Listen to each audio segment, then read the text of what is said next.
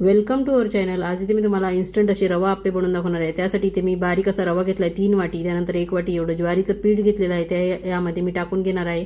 त्यानंतर 1 वाटी एवढं दही घ्यायचं आहे, दही फ्रेश घेतलेलं आहे, जास्त आंबट दही घेऊ नका। तर त्यानंतर इथे बघा मीठ मी चवीप्रमाणे टाकून घेतलेलं आहे। तर दही ज्या वाटीमध्ये आपण घेतलं त्यामध्ये थोडंसं पाणी टाकून ठेवणार आहे, म्हणजे तेच पाणी आपल्याला इथे हे पीठ भिजवण्यासाठी कामाला येईल। तर सगळ्यात आधी हे दही आपण या पिठामध्ये चांगलं मिक्स करायचं आहे, कारण दह्यामध्ये देखील गुठळ्या गोळे असतात दह्याचे, ते अशा पद्धतीने चांगले फुटतात, नाहीतर मग ते गोळे गोळे असे मध्ये मध्ये दिसतात, ते चांगलं वाटत नाही। तर अशा पद्धतीने दही मिक्स करून घेतल्यानंतर हे पाणी थोडं थोडं करून आपण टाकून हा रवा आणि हे ज्वारीचं पीठ व्यवस्थित मिक्स करून घेणार आहोत।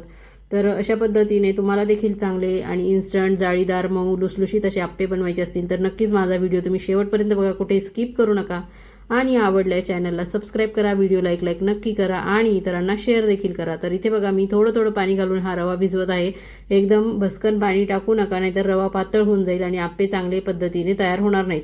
तर इथे हे बघा अशा पद्धतीने मी बॅटर तयार करून घेतलेलं आहे। आता याला 10-15 मिनिटं रेस्ट करायला ठेवून देणार आहे। तोपर्यंत इथे बघा मी चॉपरमध्ये शिमला मिरची, गाजर, टोमॅटो, कांदा टाकून घेतलेला आहे, तो इथे मी चांगला चॉपरमध्ये चॉप करून घेणार आहे। तर छान असा बारीक मी इथे हे सर्व व्हेजिटेबल चॉप करून घेतलेले आहेत। तर आता इथे आपण चटणी बनवणार आहोत। तर शेंगदाणे घेतलेले आहेत, 7-8-10 हिरव्या मिरच्या घेतलेल्या आहेत। तुम्हाला लसण टाकायचं तर तुम्ही 1-2 पाकळ्या लसण टाकू शकतात। आणि इथे मी कोथिंबीर टाकून घेतलेली आहे आणि मिक्सरला जाडसर असं फिरवलं आहे। नंतर इथे बघा मी अगदी 2 ते 3 चमचे एवढं दही टाकून घेतलेलं आहे आणि आपण हे मिक्सरला फिरवताना यामध्ये थोडंसं पाणी देखील टाकून घेणार आहोत। तर अशा पद्धतीने बघा मिक्सरला फिरवल्यानंतर अशी चटणी तयार झालेली आहे। तुम्हाला यापेक्षाही थोडी पातळ पाहिजे असेल तर तुम्ही अजून थोडंसं पाणी किंवा 1-2 चमचे दही वाढवू शकतात। तर अशा पद्धतीने आपली चटणी देखील इथे रेडी झालेली आहे। त्यामध्ये मी चवीप्रमाणे साखर आणि चवीप्रमाणे इथे मीठ टाकून घेणार आहे, त्यामुळे छान अशी चव आपल्या चटणीला येणार आहे। आणि यामध्ये कडकडीत अशी फोडणी टाकून घेणार आहे जिरे मोहरीची। तर इथे आपली चटणी आता खाण्यासाठी रेडी झालेली आहे। तर चटणी पण आपण आता मस्त तयार करून घेतलेली आहे। तर आता आपण रवा आपला चांगला भिजला आहे का आणि त्यासाठी आता आपण बघून घेणार आहोत। तर इथे बघा झाकण काढून घेतलेलं आहे। 10-15 मिनिटांनंतर रवा छान फुललेला आहे आपला। आता आपण या चॉपरमधले जे सगळ्या भाज्या आहेत त्या ह्यामध्ये टाकून घेणार आहोत। तर इथे रवा चांगला फुललेला आहे, पुन्हा एकदा याला व्यवस्थित एकजीव करून घेतलेला आहे आणि यामध्ये मी कोथिंबीर देखील टाकून घेतलेली आहे। तर सर्व भाज्या यामध्ये मी टाकून घेणार आहे। तुम्हाला अजून दुसऱ्या कोणत्या भाज्या यामध्ये ॲड करायच्या असतील तर तुम्ही ॲड करू शकता, पत्ताकोबी, कॉर्न जे तुम्हाला आवडत असतील, किंवा पालेभाज्या देखील तुम्ही बारीक छान चिरून यामध्ये ॲड करून टाकू शकतात। त्यामुळे भरपूर भाज्यांनी युक्त असे हे पौष्टिक आप्पे तयार होतात, अगदी इन्स्टंट झटपट वेळेवर। अगदी अचानक पाहुणे आले किंवा तुम्हाला तुमच्या मुलांना छोट्या टिफिनसाठी डब्याला द्यायचे असतील तर तुम्ही नक्कीच हे तयार करून देऊ शकतात।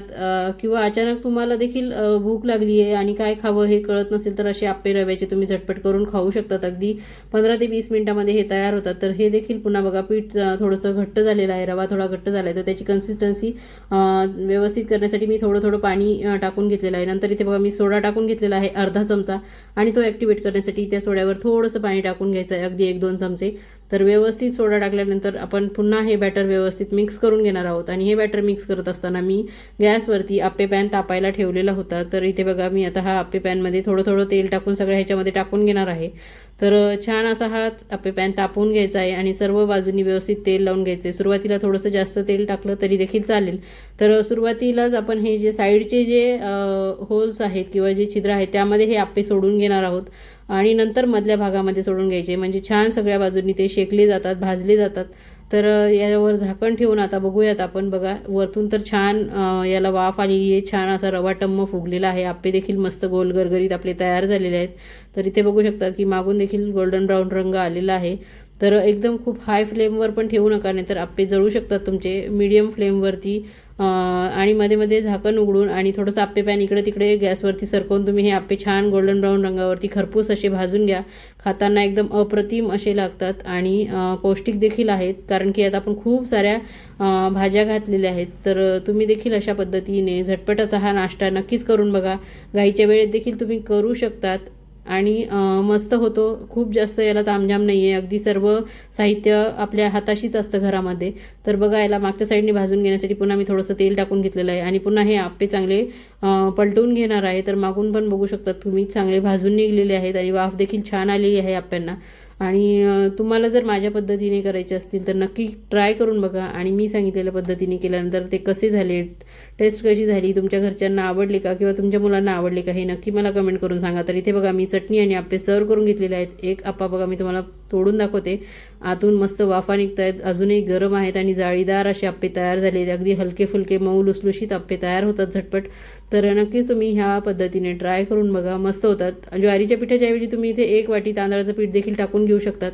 तर इथे बघा हे जे आप्पा मी तोडून घेतलेला आहे तर चटणीमध्ये मस्त असा डीप करायचा आणि नाश्त्याला असं छान आप्पे आणि चटणीचा बेत तुम्ही करू शकता. तर नक्की ट्राय करून बघा. थँक्यू.